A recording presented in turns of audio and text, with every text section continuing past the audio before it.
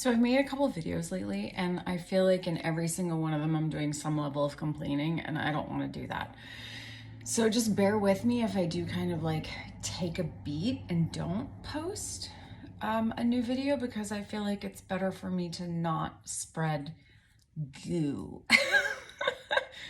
out in the world.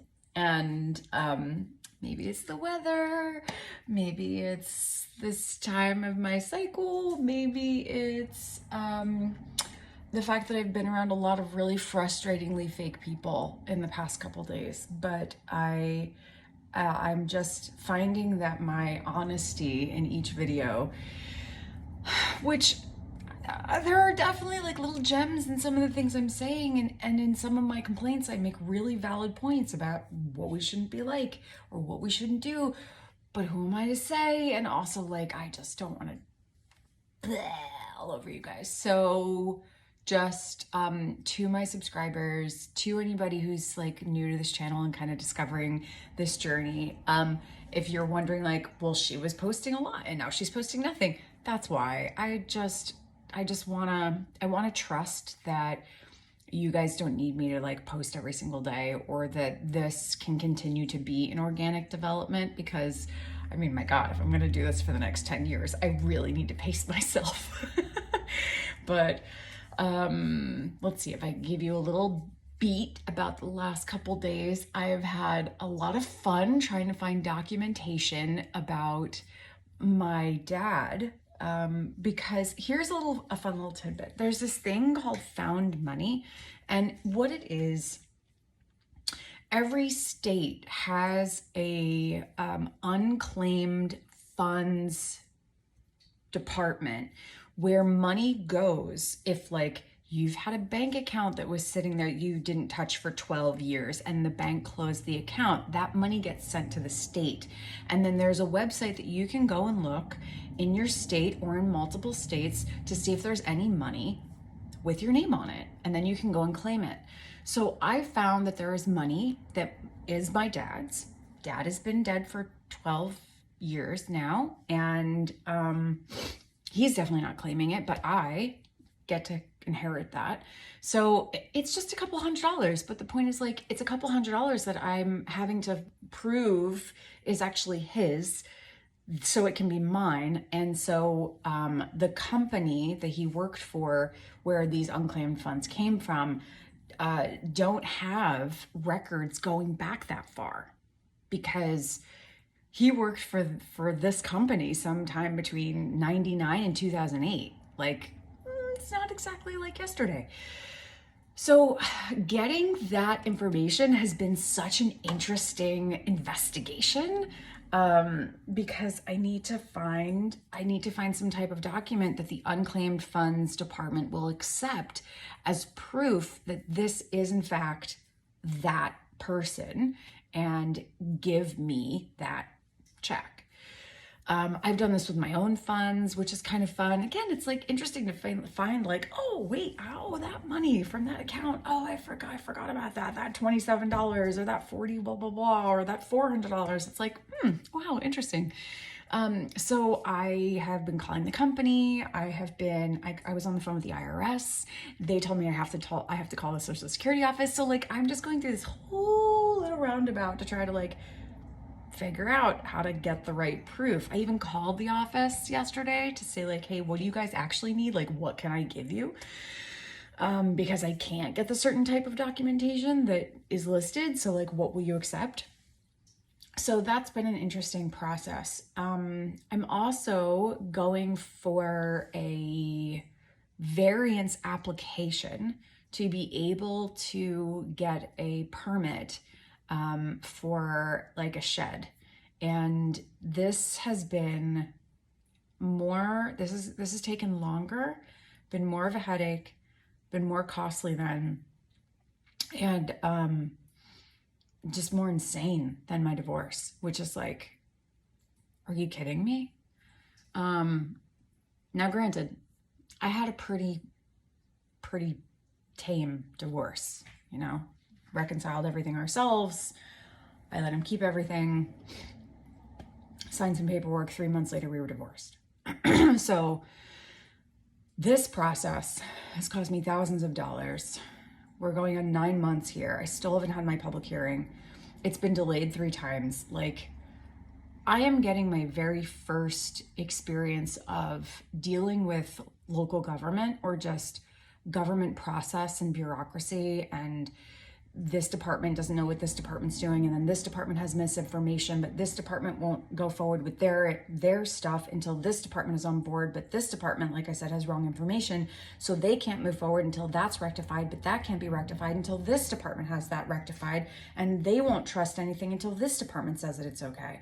So it's like this department has to do something with them, and then they'll do something over here, and there's a timeline and a deadline over here to get all of these things done. But you start here and then you end up back here and then you end up back here, and then like hopefully everything works back to where you're supposed to get to. And it's just like, oh my God. I was in tears in the township office, just crying to the clerk, because I was like, I'm so close to this being done. My nerves can't take any more of this process. I need this to be over. And she's like, well, here's what I can do. I can't tell you what to do with these other parts of this process, but here's what I can do. So she helped me with something, and then I ended up like going and doing all sorts of like crazy impossible tasks, getting them done in like 2 days so that I could keep my hearing date. And it all came down to like everything was going relatively smoothly. I was busting my hump to get like signatures and emails and faxes and driving to offices and relocations and oh my God, it was insane. But I was right there. I was so close. And then the county ended up being the holdup. And I just felt so effed by the people who are being paid to serve me and help me. And like, they did serve me and they did help me, but like really truly the feeling, not the logic, not the what so, but the feeling I had was just like, this isn't fair. It felt like this isn't fair. It felt like this isn't right. It felt like this is not the way it's supposed to be. It felt like I don't want to do this anymore. And it got to the point where I actually was on the phone with the township attorney, because I was like, this isn't right. Something about this isn't right. This isn't supposed to be like this. And he explained to me like, why certain things were happening and felt for me. And he said, look, I totally feel for people who are in your position. He goes, I am constantly in this really tough place where I want to serve my clients, and I know that something isn't fair and isn't right, but I have to go by what the law is. And it's so funny that these are laws, because they're like laws, but I'm going to call them soft laws. It's like, a setback is a law. Like, thou shalt not build 50 feet from the road. Okay. That's a law. That's a law.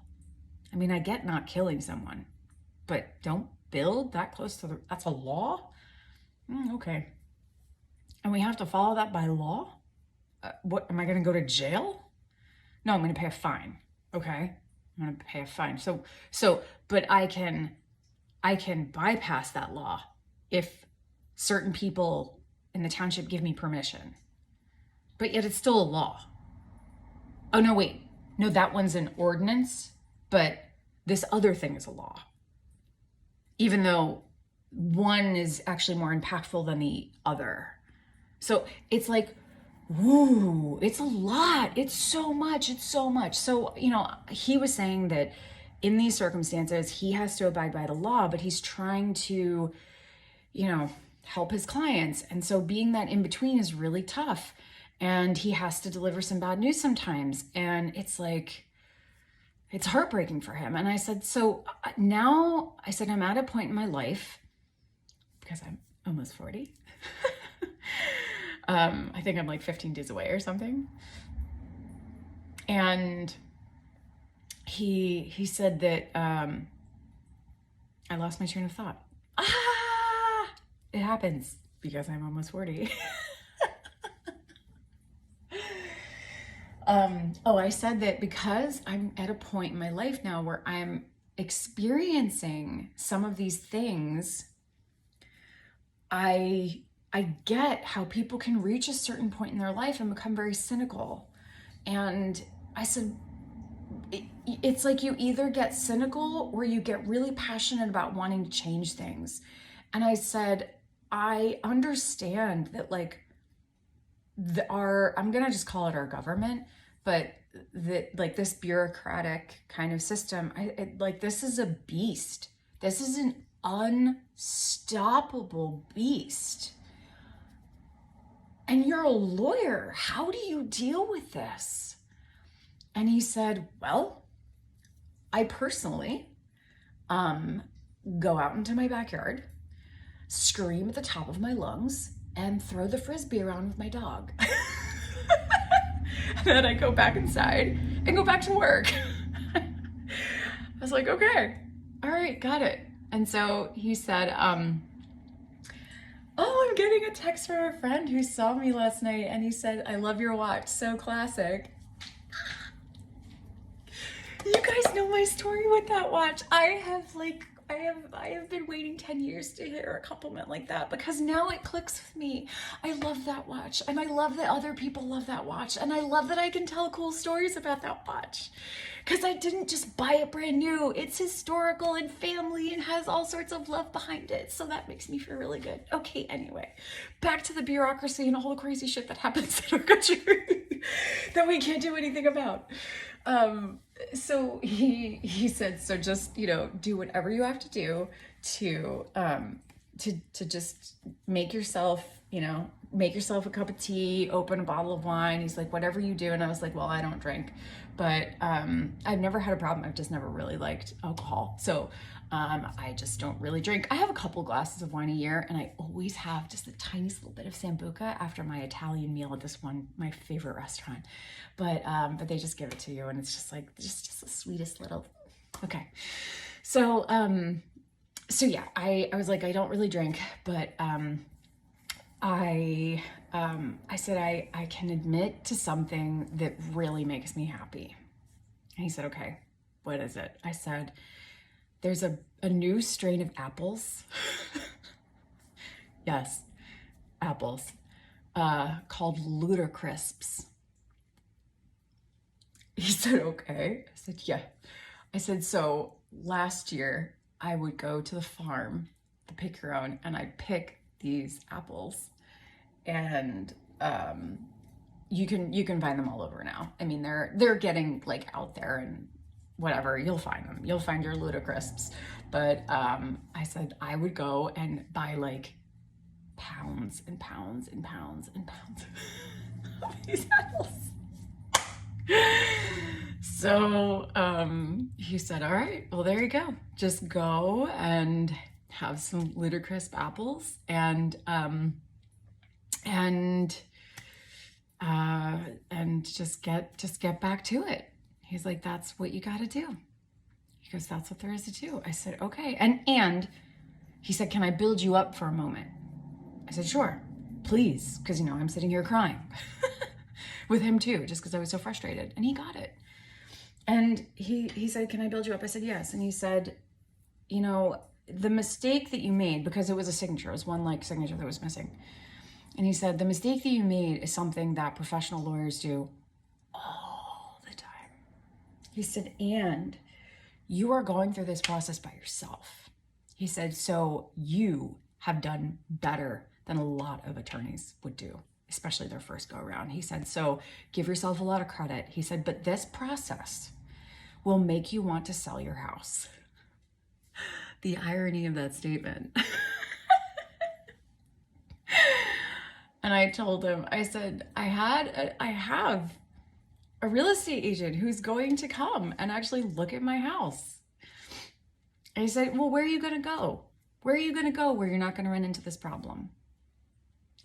And in my mind, you know, it was like, well, I'm gonna go someplace where I can have my dream home, you know, and not just be like scraping to get to this next stage of my life and try to fix problems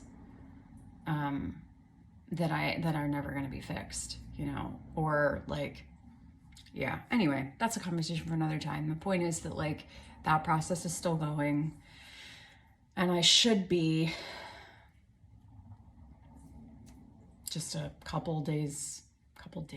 Is it a couple days? It's next week. Yeah, next week I should be good to go on this. If not, I don't know, whatever. So, yeah, I'm just riding the wave of that. And, I'm trying to sell a painting to raise money for our local food pantry, which is fun. That's introducing me to a whole lot of different people, and like about confidence in making phone calls. Like I think that there are a lot of things that we put off because we think they're going to be difficult, and then we just get to them. There was a phone call I avoided for 6 months, and I kept trying to figure out a way to do it on the internet, you know, find an email, find a phone number, find a, you know, like direct. I just called the main number. Just called the main number for the company and got to their department that I needed to get to, spoke to a human. Like 2 minutes.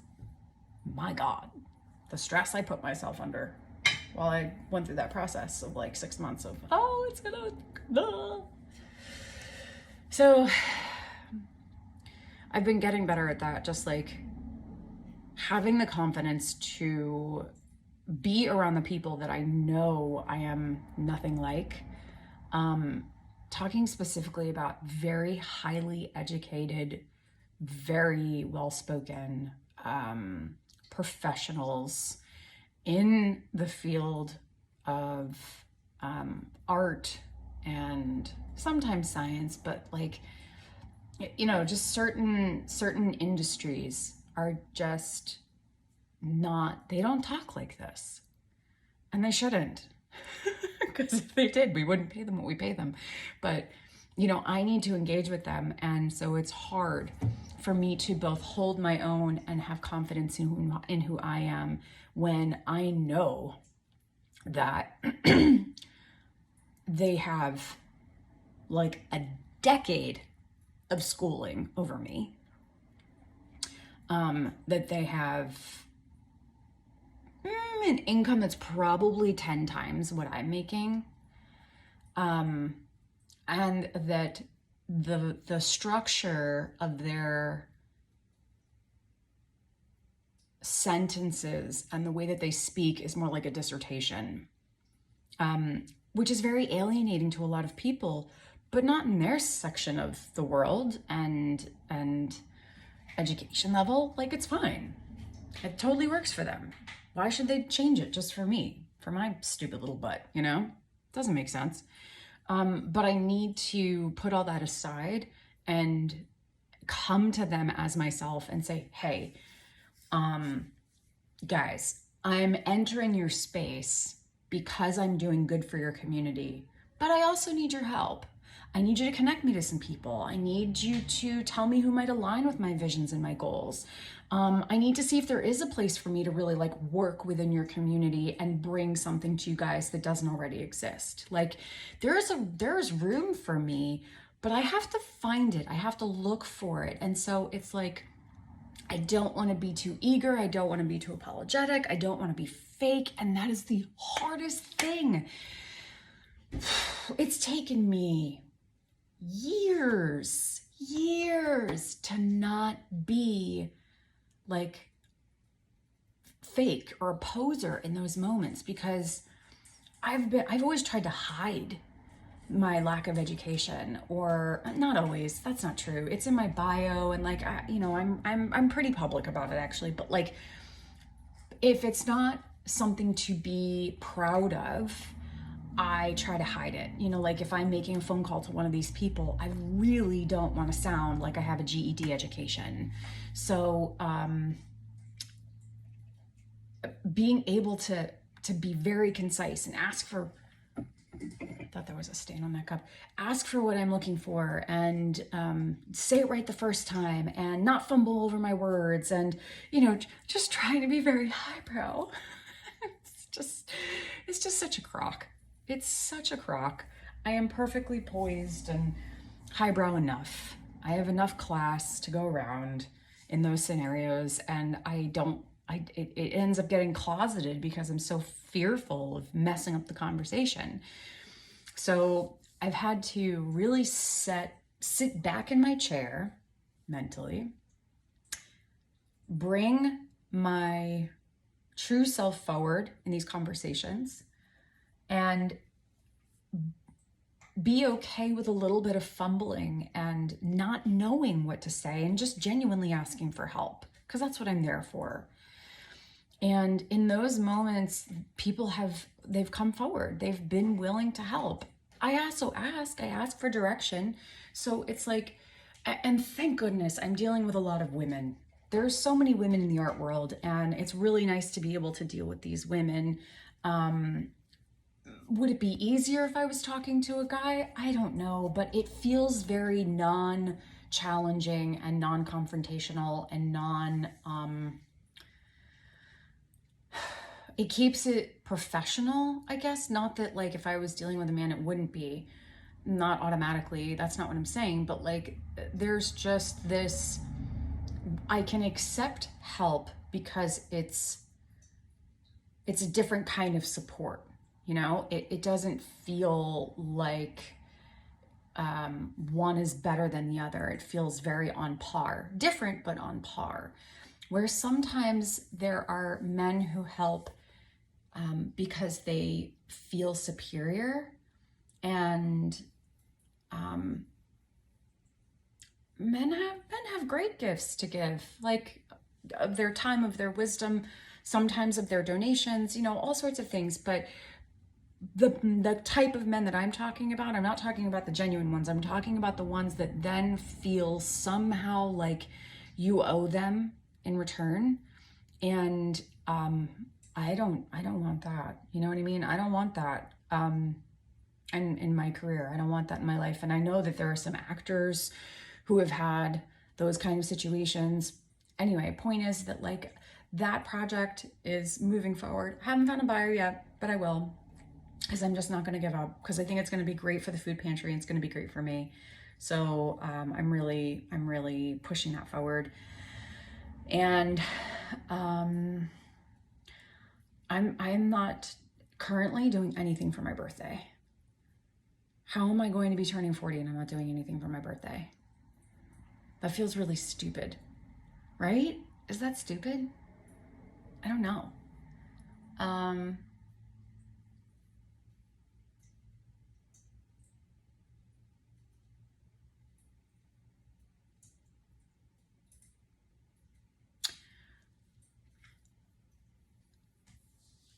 just gonna end the video here. Yeah, we're gonna stop right now.